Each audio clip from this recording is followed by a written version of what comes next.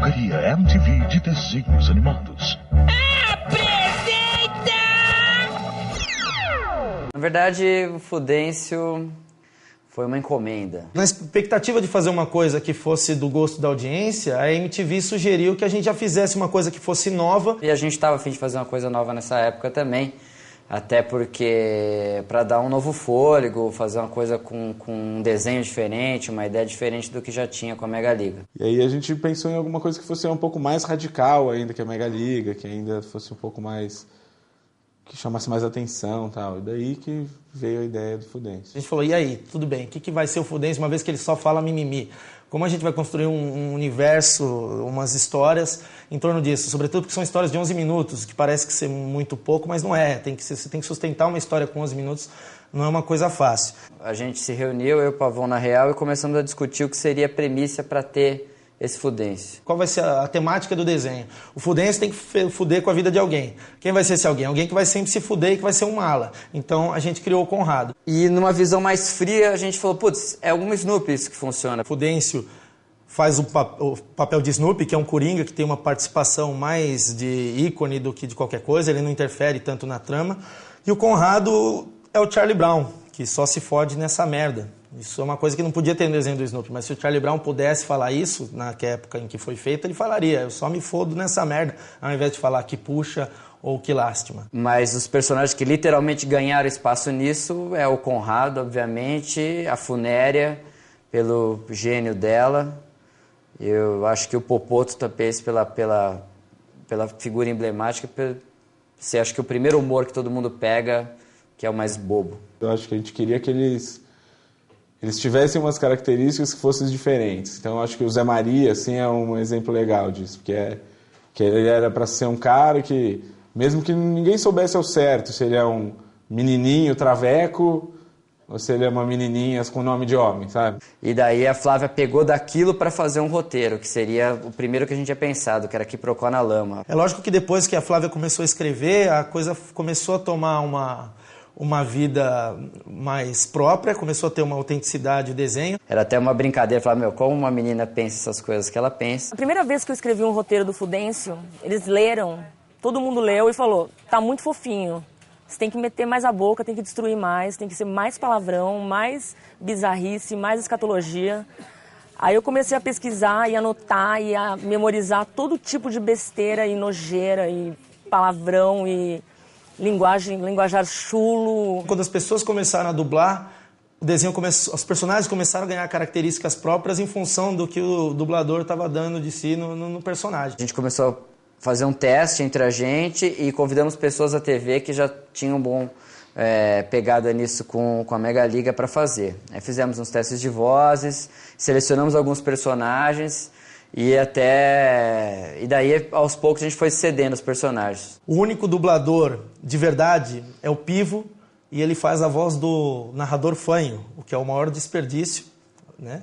Ele faz também a voz do Tenente Kevin Costa, que é muito bacana, mas o resto, tanto a professora Cude, que tem uma voz fantástica, quanto o Conrado, ou até mesmo o Popoto, a Funéria e o Zé Maria são feitos por pessoas daqui. Quem poderia fazer a voz da Funéria? A gente ficou pensando, teria que ser uma coisa meio Dária, uma coisa meio com o mesmo tom e sem muita expressão e mal-humorada. E aí a gente testou a minha voz e aí foi aprovada. E a minha voz virou a voz da Funéria.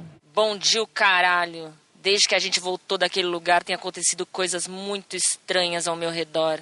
Eu faço Peruíbe. Ei, Fudêncio, segura essa porta aí, caceta! Eu faço o Fudêncio, o narrador Esquizo, o Popoto. Fudêncio, seus amigos, velho! Fudêncio, mutante!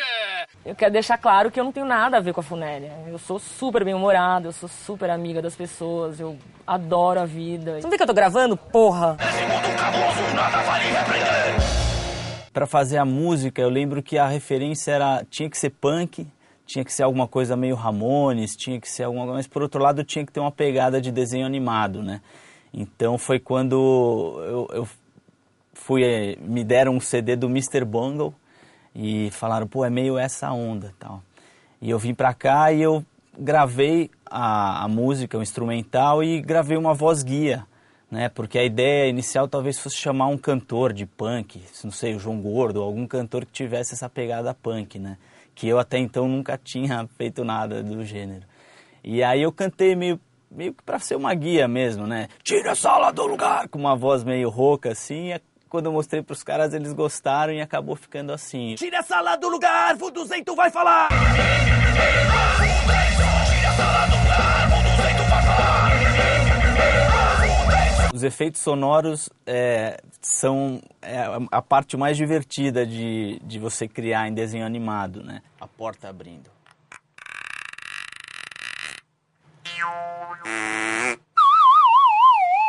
Ao invés de desenhar no papel, a gente desenha nesse negócio aqui que chama tablet. Você desenha aqui, veja você, e aparece já na tela. Um Conrado, ó, é muito fácil. Você está vendo?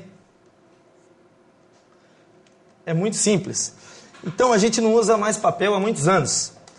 Para limpar o bumbum, a gente usa tablet. Um desenho simples que todas as pessoas faziam. Veja só. E aqui nós temos o Snoopy.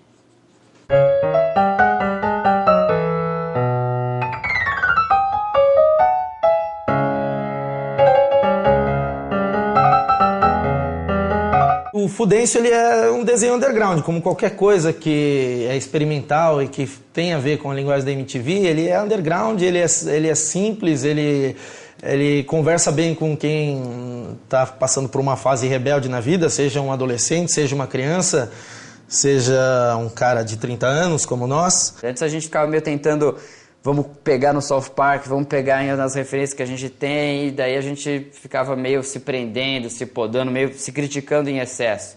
Aí quando teve a salvadora definição de que a gente era bobo e apelativo, todo mundo se desculpou e falou, putz, é isso mesmo, a gente é bobo, a gente é apelativo. A gente tem carta branca para fazer o que quiser, raramente a gente é tesourado. E às vezes a gente vai para um lado mais comédia, outro lado mais paródia, outro lado mais farsante, outro lado mais emocionante. A gente tem direito a fazer qualquer tipo de experiência. Tem uma liberdade muito grande para criar as músicas. Então, eu recebo geralmente os briefings e eu crio a música e até hoje nunca fui engongado em nada. Então, isso me dá muito prazer e muita vontade de continuar fazendo cada vez mais legais essas músicas para os episódios. Um pouco que a gente faz para chutar o balde mesmo do Fudêncio. Assim, tem o intuito mesmo de dar um passo, né? Tem da família do South Park, assim, talvez do Beavis, né? Que é um negócio que tem para dar um chuta-balde assim, um pouco maior. Assim. E, logicamente, a gente também corre risco por causa disso, né? A gente fala mal de algumas pessoas, fala um monte de palavrão. A gente critica Chico Buarque, a gente critica a sustentabilidade, a gente critica tudo. Eu lembro que ligou um cara uma vez, mandou um e-mail, um cara do Acre, porque a gente tinha citado o Acre como se fosse o fim do mundo. O que é uma bobagem. O Acre, é logo ali, a gente sabe, isso não é... Então, eu não sei porque as pessoas levam algumas coisas a sério. Eu lembro de a gente ter assistido logo que o primeiro episódio ficou pronto e falou, putz, esse episódio tá uma bosta.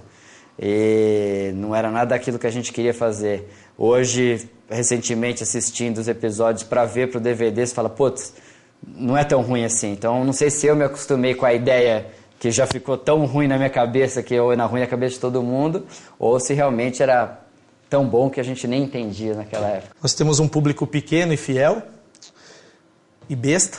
A merda tá feita há uns 3 anos já, não tem o que fazer.